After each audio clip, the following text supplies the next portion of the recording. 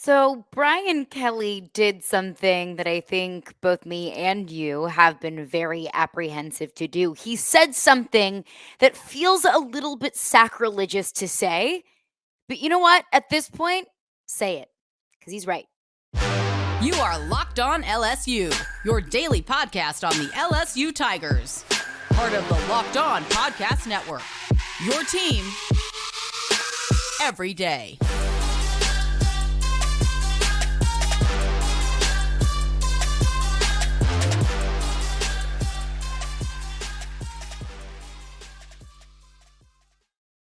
All right, thanks for making Locked on LSU your first listen every single day. We are free and available wherever you get your podcasts. Also, you can check us out on YouTube as well. And today's edition of Locked on LSU is brought to you by FanDuel Sportsbook, official sportsbook of Locked On.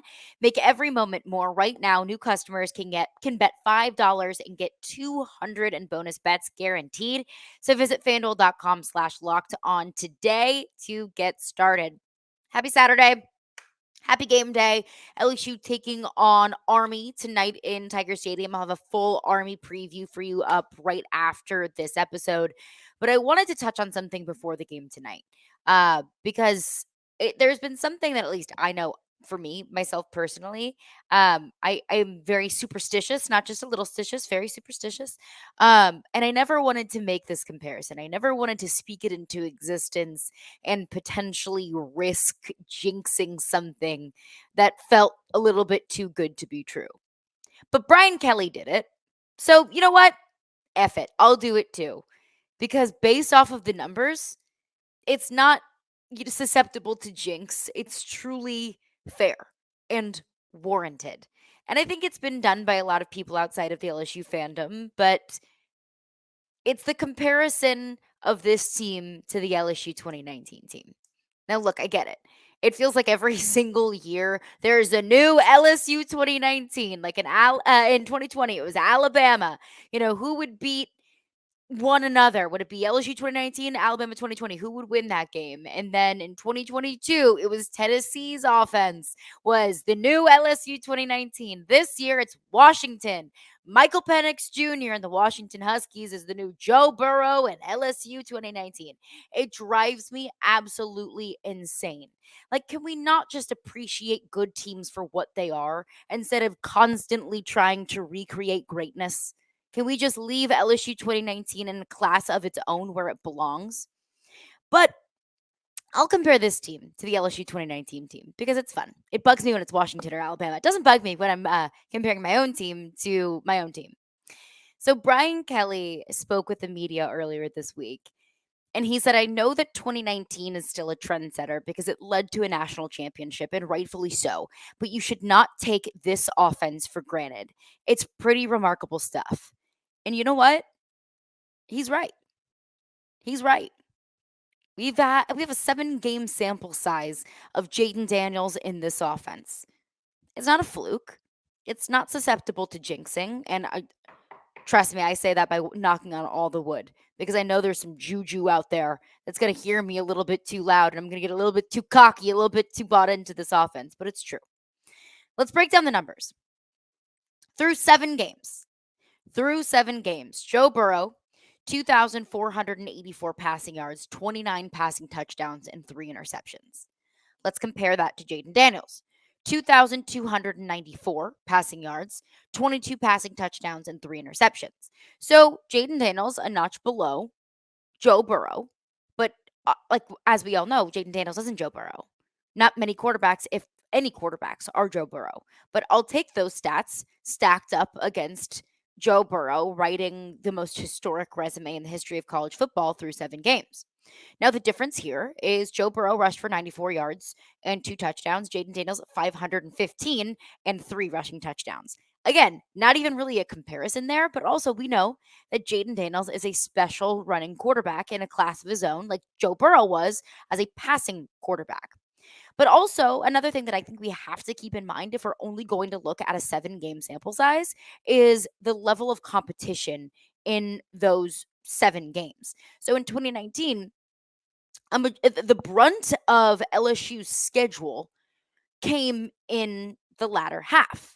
I mean, LSU played Alabama, Auburn, Texas A&M, like some of the toughest games on their schedule came in the second half. So in 2019, LSU played two top 10 opponents in Florida and Texas. Remember when Florida was good? Crazy times. And then Vanderbilt, Georgia Southern, Northwestern State, and Utah State. They had three SEC opponents to LSU's five SEC opponents. So LSU had between Vanderbilt and Georgia State, Northwestern State, Utah State, had some easier wins thrown in there. LSU, on the other hand, Grambling is really, the only easy win in there in a 7-game schedule. 2019 LSU played Texas, 2023 LSU played Florida State. So inherently through 7 games, this 2023 schedule is more difficult than the 2019. So if you want to grade on a curve, if you want to look at it that way, I don't want to look too far into it because I think we all know how great that offense was and how great this offense was. But when you really break down the numbers, it puts it into perspective that there's a fair comparison to be made for these offenses. Now let's look at the 2019 offense as a whole. Just looking at the quarterbacks, I think is really honestly a fair comparison. And I don't want this to get misconstrued as me saying that Jayden Daniels is better than Joe Burrow, me saying that this team is better than the 19 team. I'm not saying that. I'm just saying that what I have been so reluctant to do is comparing any LSU team to that team because that team, like I said, belongs in a category of its own. All I'm saying is it's a really fair argument to make. It's a fair comparison that I feel comfortable enough to now make because we've seen enough of this offensive greatness, of this offense being elite that sure, yeah, let's stack it up against the elite of the elite. But let's look at the total offenses. In 2019, now I'm looking at the 2019 team as a whole. I could break down the first 7 games. That's a lot of math. That's a lot of calculators. Yeah, I didn't want to do that. So let's just look at 2019 season as a whole. So take it with a grain of salt because there are more games in there. There are tougher opponents in there. So take it with a grain of salt because it's the full season versus not a full season. But LSU was averaging 48 points per game. They were 50% on third down, was averaging 400 passing yards per game, averaging 167 rushing yards per game. That's in 2019. In 2023, 45 points per game on average to 2019's 48. 2023, 57% on third down versus 50% in 2019. Now, this is where I think keeping in mind the fact that it's 7 games versus a full season is probably important because you haven't played a defense like Alabama yet. You haven't played a defense like Texas A&M yet. Those third down numbers are a little bit skewed. So just with a grain of salt, but perspective. 336 passing yards per game in 2023 compared to 401 in 2019. 215 rushing yards per game in 2023 compared to 167 in 2019. So as you can see there, much more pass happy in 2019, much more run happy in 2023, which again, I think we all already knew. But I think what was more eye-opening to me is combine those two. Combine total offense in 2019, averaging 568 yards per game. Total offense in 2023, 551. That's a 17-yard difference average per game in total offense. That's crazy. It is eerie how similar just the total numbers are. Like I said, you run more in this offense. You passed more in 2019. But when you look at the total offense, 48 points per game, 45 points per game, 568 yards per game, 551 points per game. Of course, this 2023 offense isn't the same and it's not as high octane. I don't think it's not as high octane, I will say. But man, it's eerily similar. And I'll tell you why that matters to me. I'll tell you the significance of that. If not the significance of it being eerily similar to the greatest team in the history of college football isn't enough. I'll tell you why that really matters to me. And we'll do that coming up next. Locked on LSU is brought to you by BetterHelp. So I know that we've all felt this way at some point or another. We're just overwhelmed, whether it's work, personal life, family, finances, the holidays are coming up. I know that's a very stressful time for a lot of people. So sometimes you just have a lot on your plate, rather. Sometimes you have a lot going on in your life. You don't really know what you should do. You don't know what's good for you. And you want to do what you feel like you should do. You want to do what is best for you, but you just don't know the best path. I've noticed for me, the best way to figure out what I want to do, the best path forward is talking to somebody about it, is getting a third party opinion, is being able to talk through your problems, being able to talk through really what is plaguing you, and having somebody, an unbiased opinion, somebody who really cares about you, guide you along the way. So, if you're thinking of starting therapy, give BetterHelp a try. It is entirely online and it's designed to be convenient and flexible and perfectly suited to your schedule. I know we're all busy. We've got a lot going on. So don't make therapy an extra added stress on your life. That is what is so great about BetterHelp is it is completely tailored to you. Just fill out a brief questionnaire to get matched with a licensed therapist and switch therapists at any time for no additional charge. Make your brain your friend with BetterHelp. Visit betterhelp.com/locked on college today to get 10% off your first month. That is BetterHelp, HELP.com/locked on college. Snap into action this NFL season with FanDuel, America's #1 sportsbook. Right now, new customers get $200 in bonus bets guaranteed when you place a $5 bet. That is $200 in bonus bets, win or lose. So if you've been thinking about joining FanDuel, there is no better time to get in on the action. The app is so easy to use, and there's a wide range of betting options, including spreads, player props, over-unders, and so much more. If you're a Saints fan like me, you're looking to maybe make a little bit of money off of it. My personal advice, whatever Derek Carr's over under passing yards are, take the under. Whatever the over under point total is, take the under. Because man, oh man, does this Saints team have some trouble getting into the end zone. So visit fanduel.com/locked on and kick off the NFL season. FanDuel, official partner of the NFL. All right. Well, thanks again for making Locked On LSU your first listen every single day. Also, Locked On is kicking up our coverage with Locked On College Football Kickoff live every single Friday. So, Locked On will go live at 11 a.m. Eastern, that is 10 a.m. Central, on every Locked On College YouTube channel. College Football Kickoff Live will cover playoff implications, the conference rivalry games, and go in depth like only Locked On can, including insight and analysis from our stable of Locked On College hosts covering their team every single day. So find Locked On College Football Kickoff live every Friday at 11 a.m. Eastern, that is 10 a.m. Central, on any Locked On College YouTube channel. You will not want to miss it. All right, let's get back into it because I was just breaking down the 2019 LSU offense versus the 2023 LSU offense. Now, like I said, that's something that I don't take lightly. But Brian Kelly said, look, I know that 2019 is the trendsetter and it led to a national championship, but let's not take this offense for granted. It's still pretty remarkable stuff. And that it is.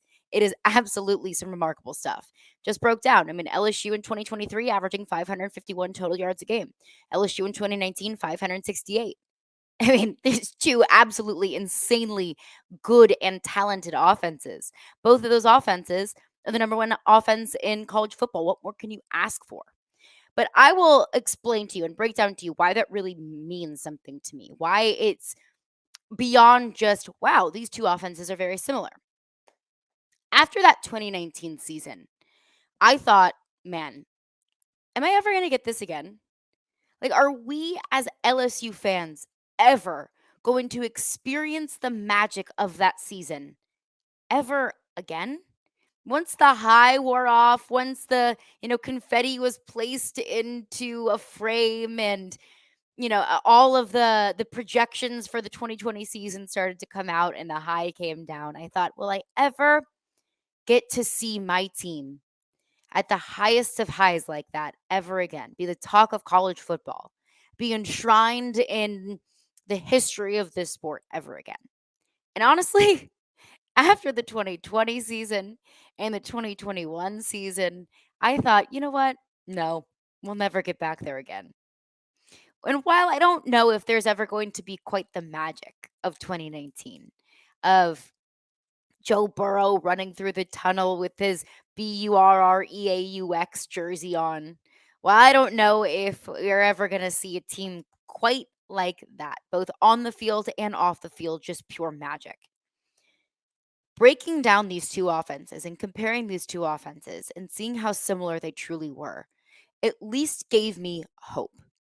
And it at least brought me back down to earth of maybe 2019, as special as it was, maybe it wasn't so unattainable.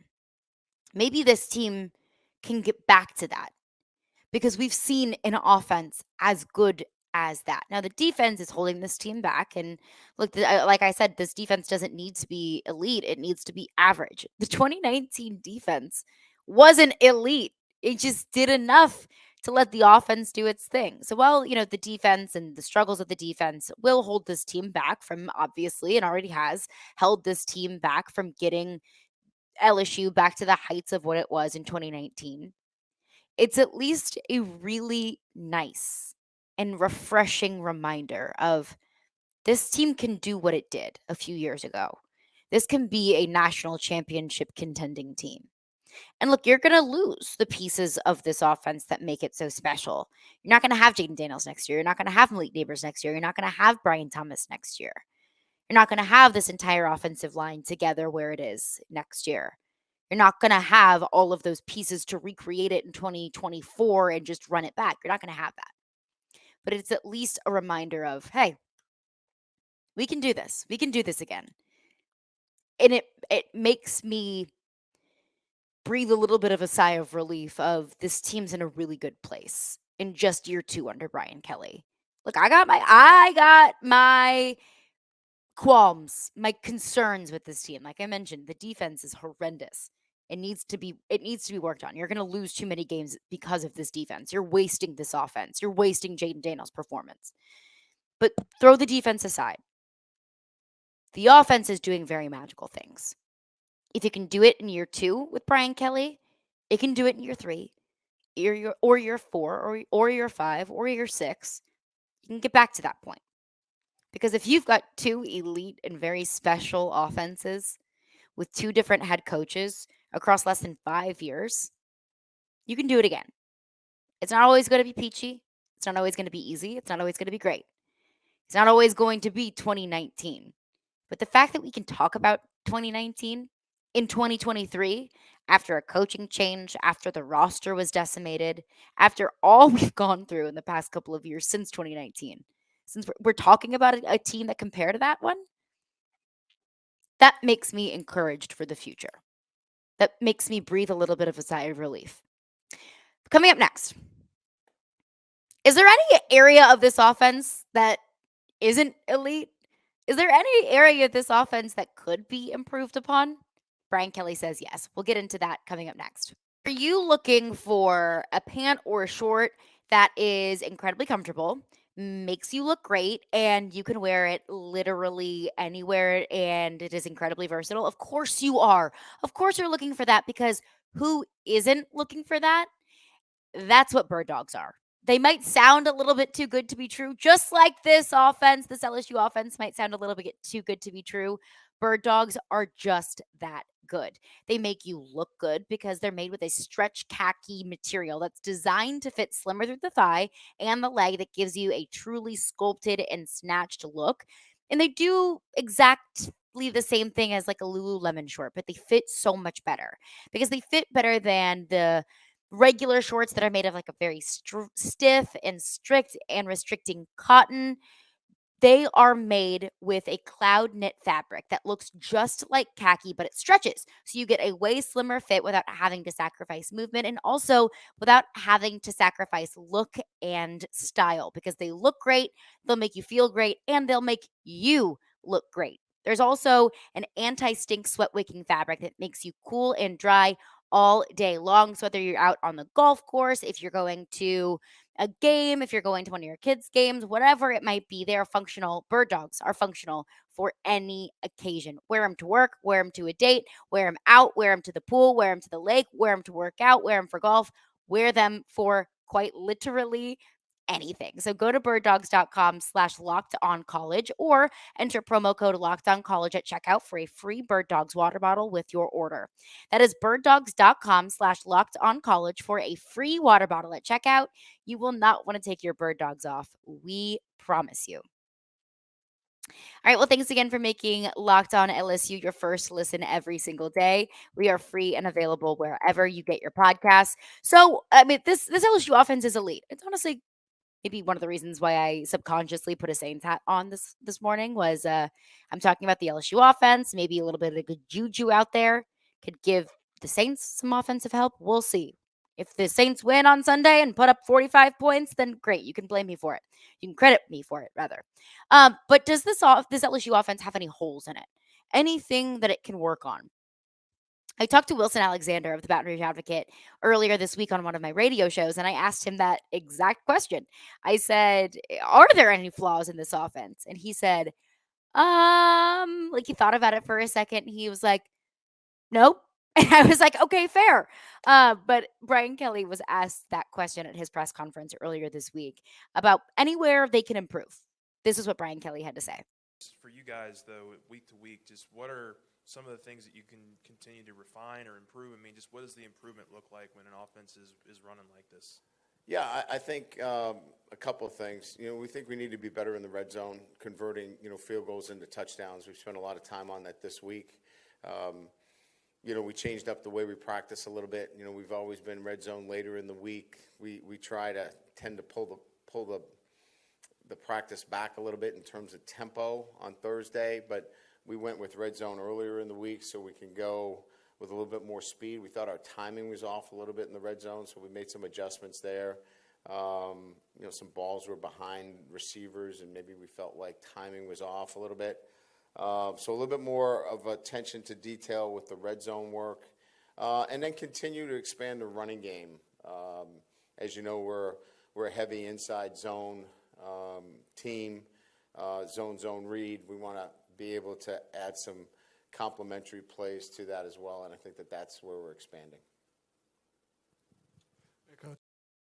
Red zone. That's one area where this offense can improve. And I would agree. I think that you would agree as well.